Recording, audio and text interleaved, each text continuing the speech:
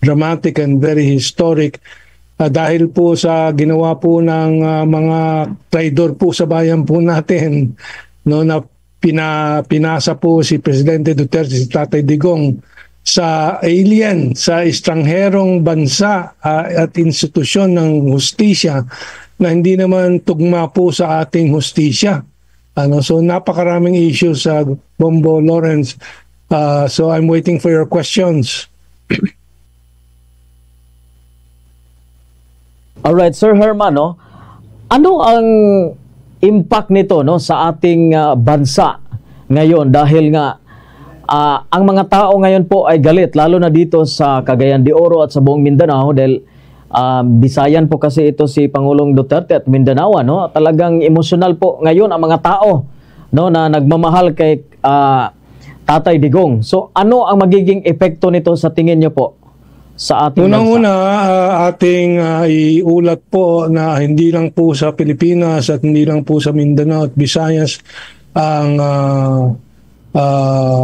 pumuputok na galit sa mga nangyari kay Tatay Digong, ano, kundi sa buong mundo. Hindi lang po mga OFWs natin sa Europa, Africa, America, South America, kung saan may OFWs po natin, ay galit din po sila dito sa ginawa kay Tatay Digong.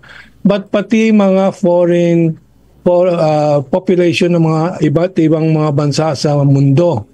You have Americans, you have Europeans, you have Indians sa South Asia, mga Bangladeshi, lahat masama ang loob sa nakita po nila. Tulad po ni George Galloway, tanyag na British geopolitical commentator, sabi niya, simula ngayon nung nakita kong ginawa nila kay Presidente Duterte, of course in English niya sinabi to, no, wala na akong paniwala sa international law. Ano, yung ginawa nila diyan kay Presidente Duterte ay hindi sumusunod sa batas ng mundo, hindi po sumusunod sa humanitarian law. At sabi niya, kung may mga tulad ni Netanyahu, tulad ni Putin, tulad ng iba ng mga malalaking bansa na hindi naman magalaw ng ICC kahit na po hinusgahan na po nila. Ano? Yung mga maliliit na bansa lang ang kaya nilang brasuhan tulad nitong ginawa kay Tatay Digong. So the support for Presidente Digong is global. Yan ang unang intindihin natin kasi napakalinaw po ang paglabag sa due process. Number two, I would like to explain is the ICC. Yung ICC po walang kredibilidad sa mundo. Sa 193 countries na miyembro ng United Nations, mga 6 na pong major countries ang hindi po kasali dyan. Hindi po kasali dyan ang USA, hindi kasali dyan ng Russia, hindi kasali dyan ng China. Dito sa Asia, hindi dyan kasali ang Indonesia. Tayo ay nag-withdraw na po tayo dyan, hindi na tayo kasali dyan. Malaysia at maraming mga bansa, Myanmar, hindi kasali dyan. Yung ibang mga napipilitang sumali po dyan ay mga bansa, napakaraming bansa ng Africa. Pero kahit doon po, noong 2017, may mass withdrawal ang African Union dyan sa ICC kasi sabi ng mga eksperto, tinatarget lang nila ang mga leader na medyo matatag, ano, at hindi po basta't sumusunod sa mga puti, ano, ang tinatarget ng ICC. Kahit na sila ay may mga pangdekorasyon na huwes ng mga itim, no? Pero talaga, sa kasalukuyan po, sa 30 mga indicted ng ICC, pwera kay Presidente Duterte, 30 ay lahat galing sa Africa. Tapos yung halimbawa, crimes against humanity, yung genocide na ginawa ng American and Australian troops sa Afghanistan, sinampahan niya ng kaso. Ano? Nilitis ng ICC. Pero nung kanilang inanunsyo yan, pinagalitan sila ng Estados Unidos. Sabi sa Estados Unidos, isa-sanction ng mga judges dyan. At siyempre tumiklop itong mga judges. So, it's a very political institution. Kaya po napakalungkot po na tayo ay napasubo diyan na nadala po si Presidente Duterte diyan. Siguradong may politika diyan. At kung ngayong nadidiscover natin mga dokumento galing sa ICC tulad nung isang liham mula sa kay Bongbong Marcos at papunta sa ICC at yung response ng ICC, na may portion doon na redacted, binura, dahil sikreto. Ayun ang sabwatan ni Bongbong at ng ICC. So may sabwatan po dyan. This is not the usual process na magsampa ka ng kaso, the law takes its course. Nagkaroon ng dealings po sila doon na hindi po natin alam, tinatago po nila. So napakaraming bagay po. But it's very clear kung base po sa due process, base sa sariling rules ng ICC, particularly Article 59 ng ICC rules, sa arrest, dapat itong segundo mismo mapalaya na po si Presidente Duterte. So there are many issues, but please guide me what else you would like your audience to know. Yeah. Sir Herman, may kumakalat din pong mga, I don't know kung fake news ito or mga teorya na kumakalat din sa social media na ang pagpunta raw ng ni Tatay Digong doon sa Hong Kong ay may attempt daw po siya na mag-apply ng asylum sa China. Ngunit hindi daw po natuloy, Tumanggi daw po ang China. I don't know kung ito ba'y totoo or fake news ba? Ang totoo yes, ay nanggaling na po sa bibig mismo ni Vice President Sara Duterte. Lumabas sa headlines na po yan. At sabi ni Sara, President Duterte never applied for asylum with China. Kasi kung talagang nag-apply si Presidente Duterte sa China ng asylum, siguradong yayakapin po ng China po yan. Mahal na mahal po ng China si Tatay Digong. Dahil po nakita naman natin sa 6 na taon ni Tatay Digong na aprubahan ng napakaraming project dyan sa Mindanao, yung Davao-Bocana Bridge na ginagawa na ata ngayon o tapos na, yung Mindanao Circumferential Railway na 1,100 kilometers, sana natuloy na po yun. Itong si Bongbong ang pumasok natigil na po lahat ng mga railway projects. Napakaraming proyekto po. So that's clearly a fake news. Gawa-gawa po ng mga Amerikano at mga proxies po nila. Ang tawag kong chihuahua ng mga Amerikano dito. Dahil po talagang ang Amerikanong nasa likod po nito, sa likod po sa ICC ng kampanya laban kay Presidente Duterte. Mula pa noong 2016 nung nanalo si Presidente Duterte at siya ay nag-anunsyo, I separate from the United States of America. Binulgar niya yung Butch-Dahong massacre ng Amerikano ulit. Binulgar niya at dinemand niya na maibalik po yung Balangiga Bells ng massacre ng Amerikano at ninakaw yung Balangiga Bells from Leyte. Naibalik ni Presidente Digong. So, matlalim po ang galit ng Estados Unidos kay Presidente Digong at ginapang ng ginapang yan since 2016, 2017, kung ano-anong mga issue, EJK, human rights, blah, blah, blah, at kinasabwat ang mga magdalo, yung mga maliliit na grupo, yung mga komunista sa Kongreso, so, yan. Nagkaroon lang ng pagkakataon ngayon dahil may presidente na kinasangkapan na lahat itong mga to at nakipagsabwatan sa US deep state and sa ICC. That's the only reason why this happened.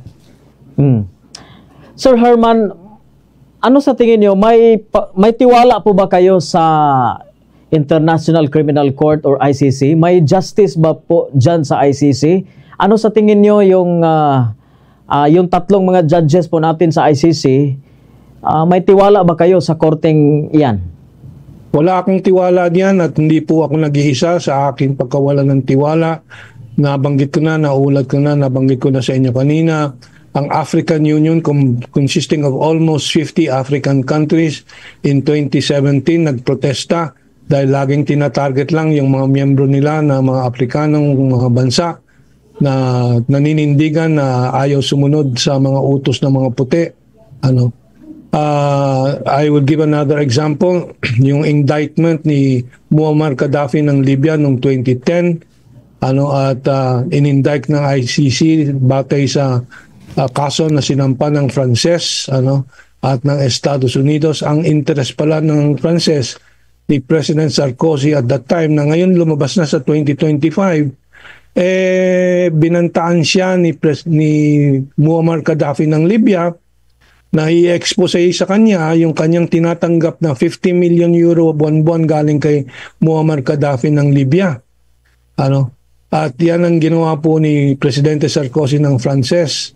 Ang Estados Unidos naman, nagsabot po sa Frances sila Hillary Clinton at si Obama at that time dahil si Muammar Gaddafi ay nagplano ng bagong pera ng Africa, the gold dinar na tinatawag, no? Ayaw ng Amerikano po na mabawasan ang katatagan ng US dollar, syempre. Now, marami sa ating audience hindi po alam yan, ano? Kaya ko pinapaliwanag. No? So, the ICC is seen or tingin ng marami sa international community na kasangkapan lang ito ng mga puti. Ano? It is a racist institution kahit na may mga itim po doon sa mga huwes. At may mga huwes po dyan na may mga kaso na corruption. Ano? So, it has no credibility with me at nakita po natin yung sabuatan ng ICC with the present betrayal of the Bongbong government. Hindi na po maganda talaga ang pinapakita po nito. Yeah. So parang political tool pala itong ICC sa tingin nyo, Sir Herman, no? Political tool. Yes. At ang talagang tinataral lang dito, persecute ay yung mga mahihirap na bansa. Kasi may warrant of arrest si Netanyahu, di ba? Sila Putin. That's right. Hindi naman sila nadakip, Sir Herman? Kaya nga, hindi madakip-dakip. Kaya marami po talaga sa mundo po ay tinuturo yan. Bakit si Netanyahu pinapayagan yung gumala sa mundo? Si Presidente Duterte ilang oras lang nailipad na sa ICC. Ano? At hindi lang po tayo nagsasabi niyan. Ang mga reports about the Duterte kidnapping sa India ay ang description nila, political vendetta. Political vendetta. Tapos political feud, sabi nung mga iba. So hindi po nila tinitingnan na ito'y lehitimong legal na aksyon ng ICC, kundi political vendetta ng gobyerno at ng ibang mga bansa lamang kay Presidente Duterte dahil si Presidente Duterte talaga ay nagpakita po ng independent foreign policy na ayaw po ng Amerikano para sa Pilipinas.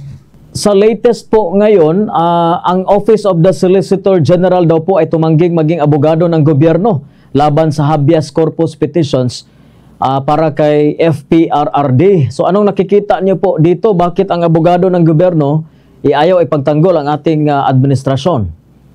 Well, pinaliwanag naman ni Solicitor General na ano bang apelido nito, no? Anyway, Solgen, mamaya matatandaan ko.